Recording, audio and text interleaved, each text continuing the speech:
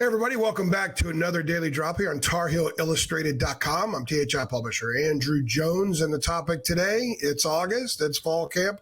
Of course, it's football, but we will have a basketball drop coming up for you very soon, next couple of days. Mostly football as we continue to grind through fall camp with the Tar Heels. They will conclude Saturday with a scrimmage, and the players are off Sunday, they call moving day essentially, and then Monday's the first day of classes. Then they're back at it Tuesday for 4 days of 8 a.m. practices, and then they're in game week mode, ready for game week. So we expect a lot of news here in the next several days.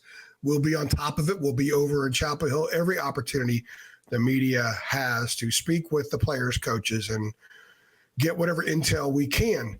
What's amazing is that the Minnesota game is just 2 weeks away. I have said many times, and I tell people this all the time, that August is the longest month of the season, longest month of the year. It is because, fall camp starts, you're pretty excited. You got a lot of stories to dive into, a lot of storylines. And this year there are more storylines than usual, as I've noted in a couple of drops and in some stuff that I've written. But you're kind of at a point now, it's like, okay, we know this, we know that. We know basically what the depth chart's going to be or close to it. We'll find out who the starting quarterback's going to be in the next few days. But, man, it's ready for a game. Let's see what this team does in a game so we can then begin those storylines. That's 2 weeks away. So, in a way, it seems like fall camp's been going on for about 6 weeks. But the reality is, in just 2 weeks, the Tar Heels will take the field Thursday night, national TV on Fox. They're going to be taking on a club that's going to be highly motivated. They're already talking about what a big game it is up there. In fact, I watched a PJ Fleck post-practice interview session that was earlier this week, and he said he's hearing people talk about the UNC game. It's a big deal up there, not only because they lost to Carolina last year, but they want to get off to a good start. If you're Minnesota, with the goals that they have, with the number of players they have back, with the expectations that they have, that's a must-win game. Minnesota must beat Carolina. That's the way they're viewing this. So that fan base will be frothing at the mouth. They'll have all day long to get lubed up, if you know what I mean. And it's going to be a gold out. It's going to be a gold out. They're asking for all Minnesota fans to wear gold. I don't know what kind of uniforms the team's going to wear. I hope they wear their maroon, their burgundy, whatever shade of red that they actually call that. That would be a better look. Carolina could be facing an all-yellow uniform, which would be ugly, but who knows? We'll see. They're expecting a sellout, and they're also going to hand pom-poms, yellow pom-poms, to every fan who walks into the stadium. So it will be an atmosphere. If you look at Carolina's schedule coming up this year and you look at the road schedule, there's 5 road games: Minnesota, Duke, Virginia, Boston College, and Florida State. The only game that I think that will have an atmosphere that compares to what they'll face in Minnesota is the Florida State game. And that depends on if Florida State's as good as everybody thinks they're going to be. So this is going to be a tough game. And I think it's a game that Carolina fans should start thinking about. I would go track Minnesota, what's going on. I know they have a couple of running backs that are banged up right now. I would check out PJ Fleck's pressers, his interviews after practice with the players. They're already talking a little bit about Carolina. They're fielding questions about Carolina. We haven't yet really started asking about Minnesota yet. We'll do that after Saturday for sure, because they still got a lot of sorting out to do. And PJ Fleck did say that probably this weekend, the end of the weekend, is when they'll start looking seriously at Carolina. But they're taking this game very, very seriously up there. It's a big deal. They know that Carolina's a pretty good program. They have a good reputation up there.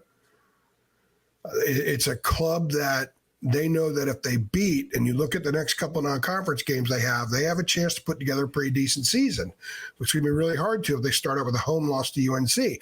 Carolina, on the other hand, if you look at the Tar Heels schedule, if they win this game, they have a chance to really get off to another one of those starts that's going to have people nervous, have people throwing out the I'll believe it when I see it kind of thing about Carolina starting out strong and then finishing the deal. Mac Brown has talked a lot about that this offseason.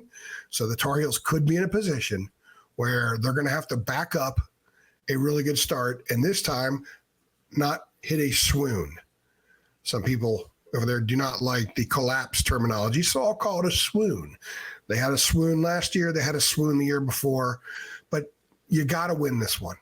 I think it's a must-win game. Not a must-win game, but it's nearly a must-win game for both teams. Probably must-win more for Minnesota than UNC because UNC's schedule is not as tough. And also, I think there's a little bit more pressure on PJ Fleck up there than there is on Mac Brown. The concerns between now and then, we're still going to track. Obviously, quarterback. Quarterback's concerned because the starter hasn't been named yet. A starter will be named pretty soon. Mac said a few days ago he doesn't really have an issue at quarterback. He's not worried about that position. So let's hold him to it. I think quarterback will be okay.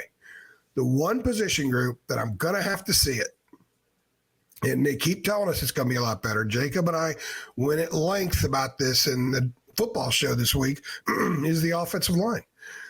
And imagine going up there, 50,000, loud, having to make calls, a lot of newness up there.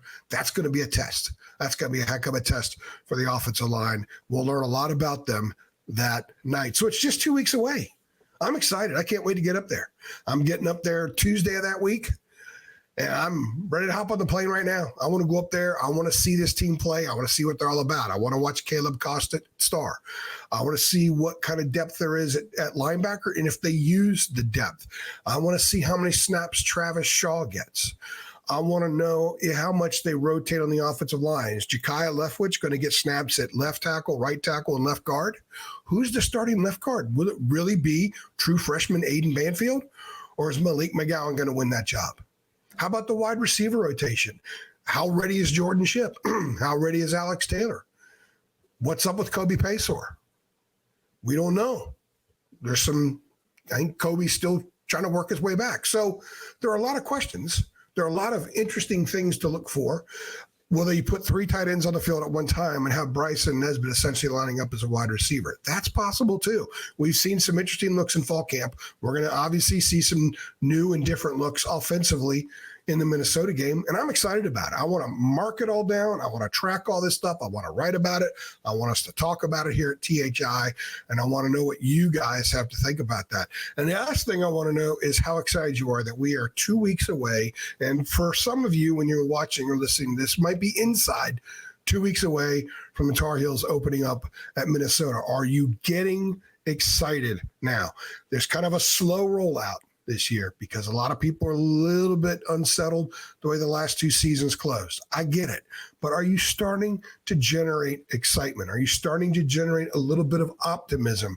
Because of the most comments that we're getting on the message boards from our subscribers is that they're intrigued by the defense. They went from not believing a couple weeks ago to after seeing what everyone's saying, they're intrigued. I am too, because Jeff Collins says he's going to play chaotic mayhem stuff. We'll see. I cannot wait to see what it's all about. I will be up there. Cannot wait to report back to you guys with the 3 things. And of course, all of our written stuff at TarHeelIllustrated.com. If you are not subscribed to our channel, please do so. Please go ahead and subscribe. Our goal is to get to 20,000 by the start of basketball season. So when the Tar Heels open up early November in basketball, we want to be at 20,000 subscribers on our YouTube channel. Help us get there. Make sure you let your Carolina friends know we are here and tell them to subscribe so we can get to that 20,000. And also hit the notification bell so you get updates every time we upload a video, which is often. 2 weeks away, guys. Can't wait to be there. Be my first time covering a game up there, too. So I'm very excited about that. I'm AJ. I appreciate you stopping by.